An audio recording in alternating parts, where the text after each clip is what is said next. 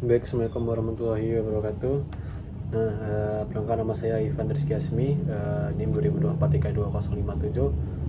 Hari ini saya akan membahas tentang normalisasi database. Nah, dia itu adalah sebuah proses penting dalam desain basis data yang memiliki tujuan yaitu untuk mengurangi redundansi dan meningkatkan integritas data.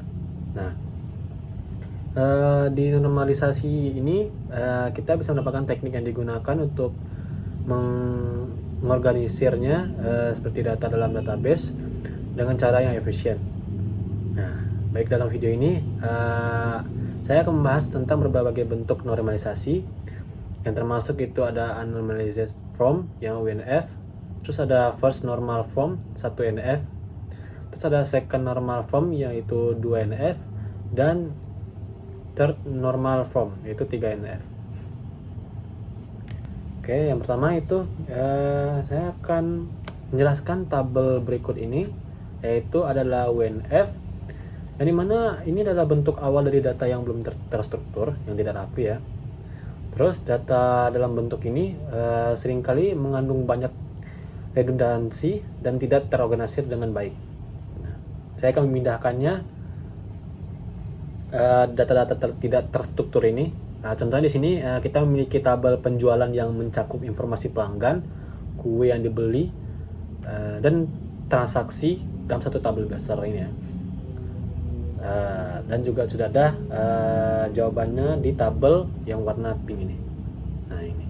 Oke, yang kedua itu ada first normal form yaitu 1NF, di mana 1NF ini mengharuskan bahwa setiap kolom dalam tabel harus memiliki nilai atomik, yaitu tidak ada kolom yang berisi lebih dari satu nilai. Nah, dalam contoh ini kita akan memisahkan informasi yang berulang ke dalam baris baru sehingga setiap baris berisi satu record yang unik. Bentar. Oke, contohnya seperti satu baris untuk setiap transaksi dengan beberapa kue. Sesudah setiap kue dalam transaksi memiliki baris terpisah. Nah, oke, lanjut yang ke tabel A, yaitu adalah TR Transaction Header atau traffic. Dimana tabel ini berfungsi sebagai header yang menyimpan informasi dasar dari setiap transaksi. Nah, kolom yang terdapat yaitu ada sales ID, yaitu ada sales ID itu adalah primary key-nya, memiliki kunci utama yang mengidentifikasi transaksi. Date adalah tanggal transaksi dilakukan. Customer ID itu adalah ID unik untuk pelanggan. Ada customer name, di mana nama pelanggan itu tersendiri. Terus ada customer phone, itu nomor telepon pelanggannya. Customer email, itu email pelanggan. Customer address adalah alamat pelanggan. Staff ID adalah ID staff yang menangani transaksi. Dan staff name itu adalah nama staff. Baik, lanjut yang ke kolom B, itu adalah transaction header traffic. Itu adalah hubungan antara header dengan detail penjelasan. Itu adalah hubungan antara header dengan detail datanya. Itu adalah hubungan antara header yang merupakan aspek penting dalam desain database. Setiap transaksi di header harus memiliki detail yang relevan untuk mendukung informasi yang disimpan.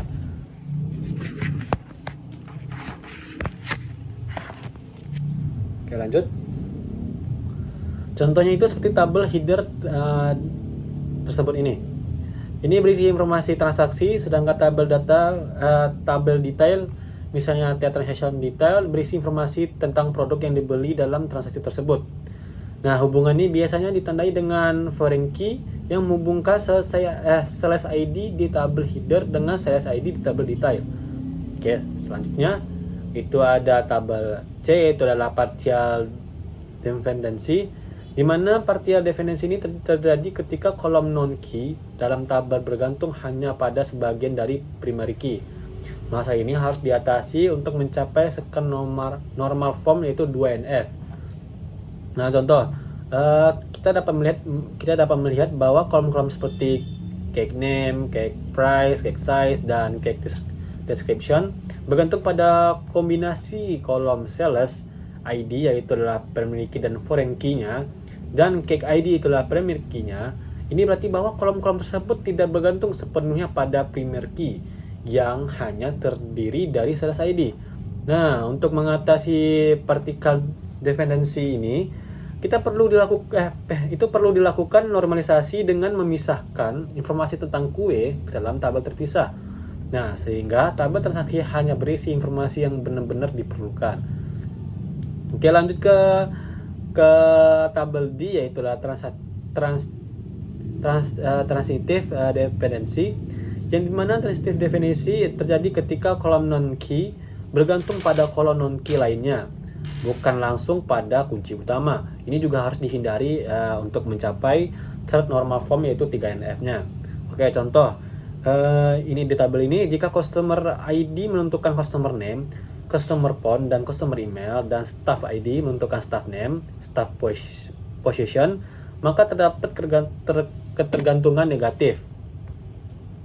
Terus penyelesaiannya, untuk mengatasi transitive dependency, kita perlu memisahkan data ke dalam tabel yang relevan. Misalnya, informasi pelanggan dan staff harus ditempatkan dalam tabel terpisah untuk menghindari ketergantungan yang tidak perlu. Baik, kita lanjut dengan tabel ketiga, itu second normal form 2NF. Yang dimana 2NF ini mengharuskan bahwa tabel sudah dalam 1NF dan semua kolom non kunci harus bergantung sepenuhnya pada kunci utama. Nah, ini berarti kita harus menghilangkan ketergantungan parsial, di mana kolom non kunci hanya bergantung pada sebagian dari kunci utama. Contoh, dalam tabel ini memisahkan informasi pelanggan dan staf ke dalam tabel terpisah untuk menghindari redundansi. Nah, lanjut saja ke tabel yang terakhir, itu ada third normal form, yaitu 3NF. 3NF ini dia harus mengharuskan bahwa tabel sudah dalam 2NF dan tidak ada ketergantungan transitif.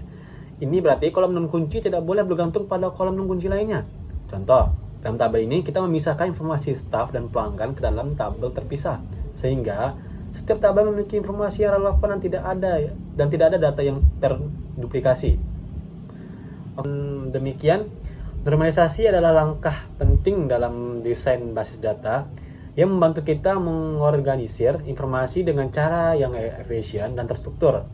Nah, melalui proses ini, kita dapat mengurangi redundansi dan meningkatkan integritas data, yang pada akhirnya akan membuat sistem database kita lebih efektif.